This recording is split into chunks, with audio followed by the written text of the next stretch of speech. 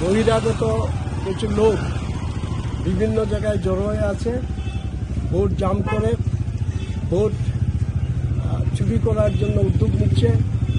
এবং এখানে তো কিছু খানিকটা আগে আপনারা প্রত্যক্ষ করলেন, কিছু মিসক্রিয়েন্ট অস্বাভাবিক অবস্থায় সেখানে দাঁড়িয়ে বিজেপির প্রচার করছে।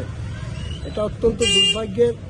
ধর্মনগরের এই পরিবেশ ছিল না। ধর্মনগর শান্তশিষ্ট জায়গা, ধর্মনগর শান্তিপ্রিয় জনগণ এখানে আছেন। তো এটা তারা বরদাস্ত করবেন না। আপনারা যারা সাংবাদিকরা, খানিকটা আগে আপনারা হেনস্থা হয়েছে, সাংবাদিকরা কি কাজ করবেন না করবেন এটা সাংবাদিকদের নিজস্ব বিষয়বস্তু।